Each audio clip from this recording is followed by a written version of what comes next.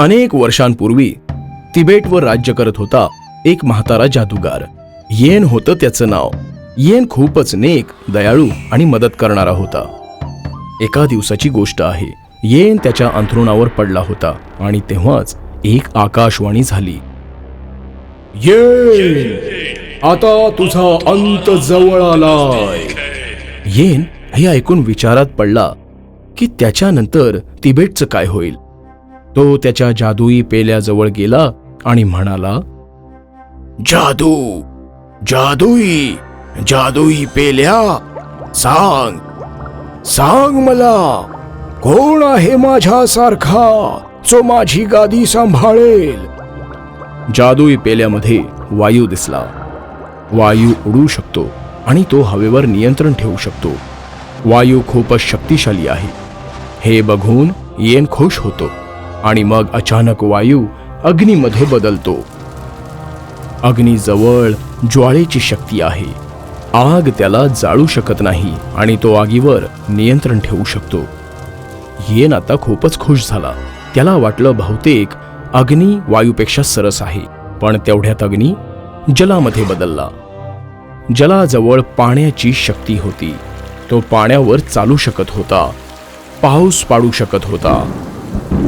आता येनच्या हे लक्षात नव्हतं येत की त्याची गादी कोण सांभाळेल, अग्नी, वायू की जल. येन विचारात पडला आणि त्याने निर्णय घेतला की तो तीनही जादूगारांना भेटेल आणि मग स्वतःचा फैसला करेल. त्याने त्याची जादुई छडी फिरवली आणि तीनही भावांच्या गुहेमध्ये पोहोचला. तीनही जादूगार एकत्र बसून जेवत होते.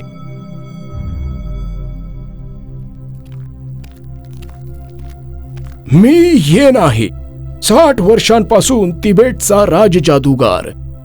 मी इथे तुम्हा तिघांनाही भेटायला आलोय कारण आता मी म्हातारा झालो आहे आणि माझी इच्छा आहे की तुम्हा तिघांमधला जो सर्वात शक्तिशाली असेल त्याने माझी गादी सांभाळावी, म्हणजेच तिबेटचा राज जादूगार बनायचं. पण तुम्हा तिघांमधला सर्वात शक्तिशाली जादूगार आहे तरी कोण? मी शक्तिशाली आहे कारण मी सर्व काही जाळू शकतो, पण स्वतः नाही जळत. मी पण शक्तिशाली आहे कारण मी वायूची दिशा बदलू शकतो आणि उडू पण शकतो. आणि मी पण शक्तिशाली आहे कारण मी पाऊस पाडू शकतो आणि पाण्यावर चालू शकतो. मी तुम्हा तिघांना पारखीन आणि स्वतः शोधून काढीन की तुम्हा तिघांमधला सर्वात शक्तिशाली जादूगार आहे कोण. पण यासाठी तुम्हा तिघांना उद्या माझ्या बरोबर जंगलात यावं लागेल. दुसऱ्याच दिवशी तीनही जादूगार भाऊ येन सोबत जंगलाच्या दिशेने निघाले. जंगलात आधी त्यांना एक अकराळ विक्राळ सिंह भेटला. सिंहाला बघून येन घाबरला. सिंहाला जादूगारांची शिकार करावीशी वाटली आणि सिंहाने झेप घेताच अग्नीने त्या सिंहाला जाळून टाकलं. फार छान अग्नी, तू आमचा सर्वांचा जीव वाचवलास. तू शक्तिशाली आहेस. येनला अग्नीची चपळता खूपच आवडली. मग ते सगळे पुढे जायला निघाले. थोडं दूर गेल्यावर त्यांना वाटेत एक दलदल दिसली. येन विचारात पडला की आता ते सगळे दलदल कशी पार करणार. तेव्हाच वायूने जवळपास पडलेले दगड पाहिले आणि ते सर्व त्याने एका रांगेत लावून टाकले, ज्यामुळे एक रस्ता बनला. वायू, फार छान, तू तर नवा मार्ग बनवलायस. तू खूपच शक्तिशाली आहेस. येनला वायूचा समजूतदारपणा आवडला. थोडंसं आणखी पुढे गेल्यानंतर अचानक आगीच्या ज्वाळा दिसायला लागल्या. जंगलामध्ये आग पसरत होती. तेव्हाच जलने पाऊस पाडला आणि आग विझवली. खूपच छान जल, तू तर हे संपूर्ण जंगलच वाचवलंस. तू पण खूपच शक्तिशाली आहेस. आता येन खूप विचारात पडला की तीनही भावांमध्ये सर्वात शक्तिशाली कोण आहे, अग्नी, वायू की जल. येनने थोडा वेळ तलावाच्या काठी विश्राम करण्याचा आदेश दिला आणि विश्राम करते वेळी येनची नजर एका पोपटावर पडली जो पंख फैलावून उडत होता. मग येनची नजर एका सापावर पडली जो खूप स्फूर्तीने सरपटत होता. आणि मग येनची नजर जवळच तलावातील एका मासळीवर पडली जी मोठ्या चपळतेने पोहत होती. आता येनच्या लक्षात आलं, तुम्ही तिघही भाऊ वेगळे आहात, जसे की या जंगलात राहणारे जीव. हा बघा, साप, पोपट आणि मासळी. साप उडू नाही शकत, मासळी सरपटू नाही शकत आणि पोपट पोहू नाही शकत.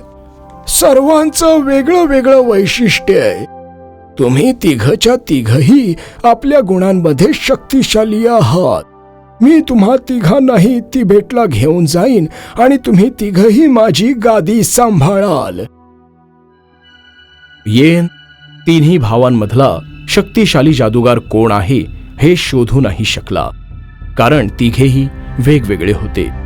येनच्या हे लक्षात आलं की तो तिन्ही भावांची तुलना एक दुसऱ्याशी नाही करू शकत, कारण तिन्ही जादूगार आपापल्या गुणांमध्ये महारथी होते. यासाठी म्हणतात, आपापला डफ, आपापला राग. आपण कुणा दुसऱ्याबरोबर बरोबरी नाही केली पाहिजे. आजपासून 30 वर्षांपूर्वी सेठ मथुरादासने आपल्या मुलाला एक नाणं देऊन सांगितलं, वामन बाळा, हे दिसायला तर अगदी साधं नाणं आहे, पण हे साधं नाहीये, हे जादूचं नाणं आहे, ज्याच्यामुळे आज मी या गावातला सर्वात श्रीमंत माणूस आहे. पण हे नाणं तुम्हाला कुठून मिळालं बाबा? ही खूप मोठी गोष्ट आहे. ही त्यावेळेची गोष्ट आहे जेव्हा मी 18-19 वर्षाचा होतो. गावात एक महामारी पसरली होती. सगळे गावातले एक महामारीचे शिकार झालेले आणि मी त्यांची सेवा करत होतो. त्यावेळी एक खूप सिद्ध पुरुष गावात आले. त्यांनी मला लोकांची सेवा करताना पाहिलं आणि हे नाणं दिलं. बेटा, तू खूप चांगलं काम करत आहेस, म्हणून तुला बक्षीस हे जादूचं नाणं देत आहे. परंतु हे जादूचं नाणं तुझ्या परिवारात राहील. तुला धनधान्याची प्राप्ती होत राहील. खुश राहा. काही दिवसानंतर गाव त्या महामारीतून मुक्त झालं. पण ते जादूचं नाणं मिळाल्यानंतर मी जे काही केलं त्यात मला यश मिळालं. पण बाबा, तुम्ही खूप मेहनत केली असेल ना? बेटा, मेहनत सगळेच करतात, सगळ्यांनाच यश नाही मिळत. मला काही कळलं नाही. 10 वर्षांपूर्वी एक सरकारी कॉन्ट्रॅक्ट निघालेलं माती खणायचं. त्यावेळी गावातल्या सगळ्या 5 मोठ्या लोकांनी कॉन्ट्रॅक्टसाठी अर्ज लिहिला. खूप वर्षापासून ते कॉन्ट्रॅक्ट नयन सुखलाच मिळायचं. आम्ही कॉन्ट्रॅक्ट निघण्याचीच वाट बघत होतो. तेव्हा सरकारी ऑफिसर आले आणि बोलले, मथुरादासजी, मिठाई आणा. या वेळेला हे कॉन्ट्रॅक्ट तुम्हाला मिळालं आहे. बाकी सगळ्यांचे चेहरे उतरले आणि नयन सुख तर रागात तिथून निघून गेला. ठीक आहे बाबा, मी सगळं समजलो. या नाण्याला जीवापाड जप आणि आपल्या मुलाला दे. ठीक आहे बाबा.